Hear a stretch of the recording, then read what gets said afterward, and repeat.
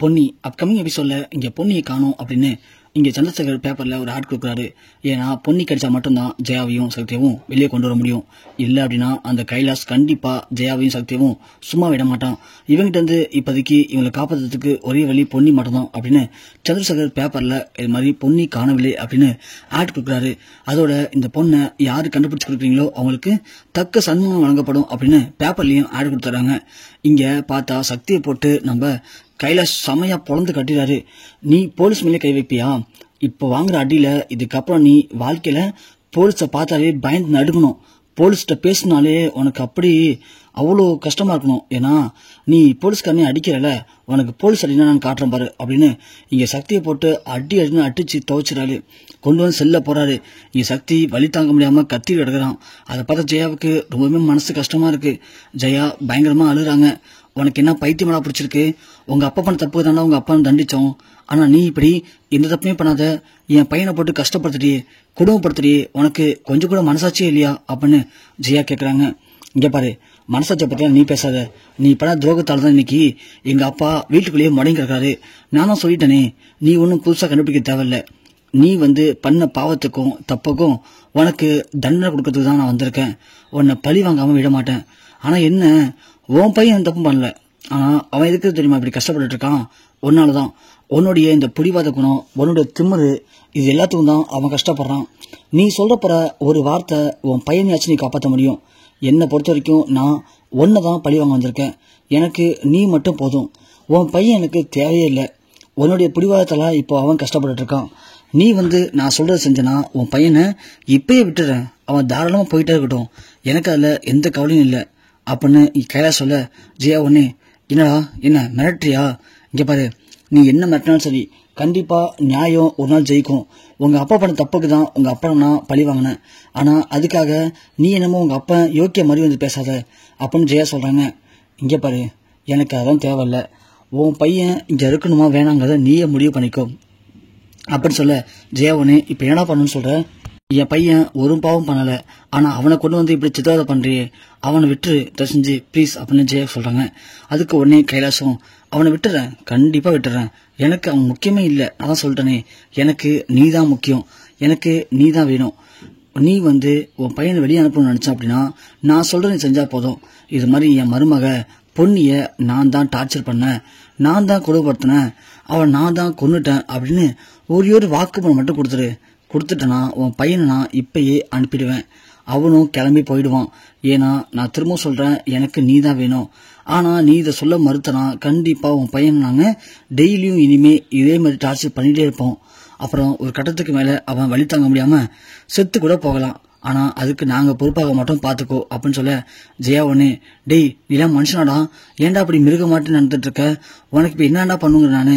நான் சொல்லிட்டேனே, பொண்ணியை கொண்டதை நீ தானே ஒத்துக்கிட்டு அவன் விட்டுறேன் அப்படின்னு இங்க கைலாஷ் சொல்லவும், உடனே ஜெயா சரி நான் ஒத்துக்கிறேன், பொண்ணியை கொண்டது நான் தான், எனக்கும் இந்த சம்பத்துக்கும் வேற யாரும் தொடர்பு இல்லை, என் பையனை அமுச்சிடு அப்படின்னு கைலாஷ் சொல்ல, அது எப்படி சும்மா வாயால் சொன்னா நான் கேட்டுப்பேனா?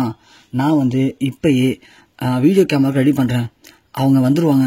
அவங்க வந்ததுக்கு அப்புறமா கேமரா முன்னாடி நான் உன்கிட்ட கேள்வி கேட்பேன். நீ அதுக்கு பொண்ணு எப்படி கொன்னு நீயாவே வாக்குமூலம் கொடுக்கணும். அப்படி கரெக்டா கொடுத்துட்டு அப்படின்னா உன் பையனை நான் விட்டுருவேன், அவன் தாராளமா போலாம் அப்படின்னு சொல்ல, இங்க ஜெயாவுக்கு வேற வழி இல்லாம சரின்னு ஒத்துக்கிறாங்க.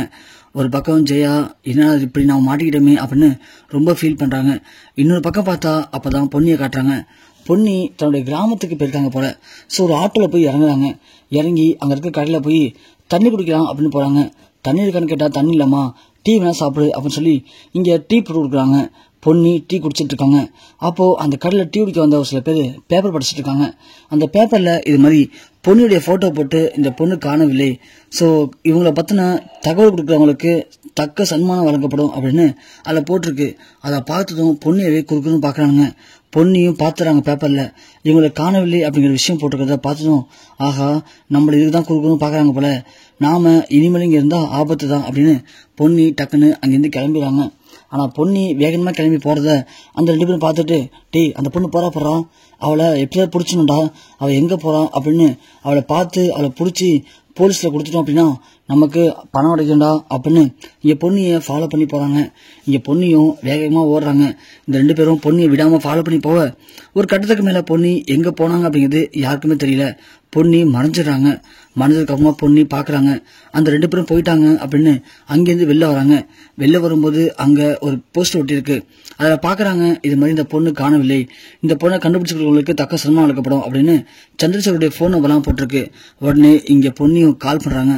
கால் பண்ணி எதுக்குமா இப்படி பண்ணுறீங்க, ஏன் நான் நிம்மதியாக இருக்கக்கூடாதுன்னு நினைக்கிறீங்களா, இப்படி எல்லா இடத்துலையும் இந்த போஸ்ட் ஒட்டி வச்சிருக்கீங்களே, என்ன பிரச்சனை உங்களுக்கு அப்படின்னு கேட்க அப்போதான் சந்திரசேகர் அழுதுகிட்டே சொல்கிறாரு, பொன்னி நீ எங்கம்மா இருக்க, நீ நியூஸ்லாம் பார்க்கலையா, உங்கள் அத்தை ஜெயாவையும் உன் புருஷன் சக்தியவும் போலீஸ் அரெஸ்ட் பண்ணிட்டு போயிட்டாங்கப்பா, உன்னை அவன் 2 பேர் சேர்ந்து ஏதோ பண்ணிட்டாங்க அப்படின்னு சந்தேக கேஸில் அவங்கள அரெஸ்ட் பண்ணியிருக்காங்க அப்படின்னு இங்கே சந்திரசேகர் சொல்லவும் பொண்ணு வந்து செம்ம ஷாக்காவாங்க. என்னவா சொல்கிறீங்க, உண்மையாவா? ஆமாம்மா, நீ கிளம்பி உடனே ஸ்டேஷனுக்கு வாமா, நீ வந்தால் மட்டும்தான் அவன் 2 பேரும் வெளியே வர முடியும், இல்லைனா அந்த போலீஸ்காரன் அவங்கள ஏதாவது ஒரு பண்ணிடுவாமா அப்படின்னு இங்கே சந்திரசேகர் ஃபீல் பண்ணி பேசுறாரு. உடனே பொன்னியும் சரிம்மா நான் ஸ்டேஷனுக்கு போகிறேன் அப்படின்னு பொன்னி அங்கேருந்து கிளம்பி ஸ்டேஷனுக்கு போகிறாங்க.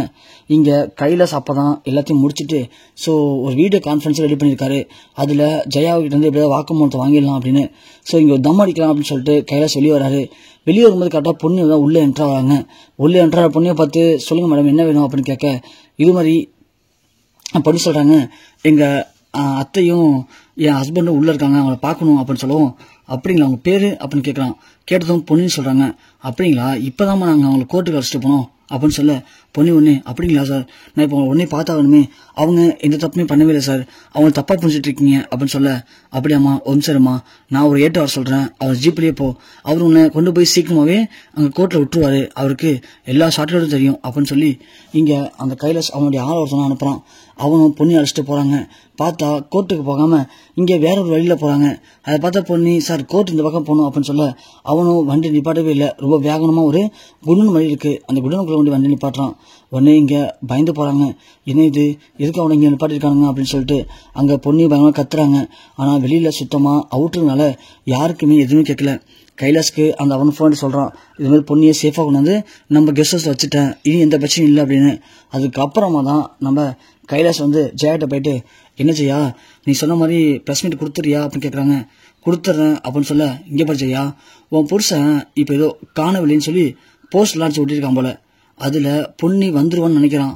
அப்படியே பொன்னி வந்தாலும் அவன் விட்டுருவோமா பொன்னி வரத்துக்கு? இங்கே பாரு உன்கிட்ட மட்டும் சொல்கிறேன், பொன்னி வந்தாதான், இல்லைன்னா சொல்லலை, பொன்னி உயிரோட தான் இருக்கா, இப்போ கூட வந்தா அவனை பார்க்கறதுக்கு. ஆனால் நான் தான் அவளை மிரட்டி அழைச்சிட்டு போயிட்டேன். அவள் உன்னை கண்டிப்பாக பார்க்கக்கூடாது, பார்த்துட்டானா நீ வெளியே வந்துடுவியே, அதனால அவள் என் கண்ட்ரோல் தான் இருக்க போறா. நீ வந்து நீயாவே இந்த வாக்குமூலத்தை கொடுத்துட்ட அப்படின்னா எந்த பிரச்சனையும் இல்லை, இல்லைனா அப்புறம் பொண்ணியை கொண்டுட்டு உண்மையாலுமே நீ பொண்ணியை கொள்றதுக்கு என்னெல்லாம் பிளான் பண்ண அப்படின்னு அதுக்கு ஒரு கதையை ரெடி பண்ணி அது மூலிமா உன்னை கண்டிப்பாக நான் பழி வாங்க தான் போகிறேன். உன்னை பழி வாங்க போகிறது அப்படிங்கிறது கன்ஃபார்ம் ஆயிடுச்சு. அதை எப்படி பழி வாங்கணும் என்னென்ன பண்ணணும் அப்படிங்கிறத நீ தான் முடிவு பண்ணணும். நீயா ஒத்துட்டனா உன் பையனை வீட்டுக்கு அனுப்பிடுவேன், இல்லை அப்படின்னா பொண்ணியை கொண்டுட்டு அந்த பழியை உன் மேலே போட்டு உன்னை உண்டில் ஆக்கிடுவேன் பார்த்துக்கோ அப்படின்னு இங்கே கைலாஸ் மிரட்ட ஜெயா பயங்கரமாக அதை யோசிச்சு வச்சு அழுவ ஆரம்பிக்கிறாங்க.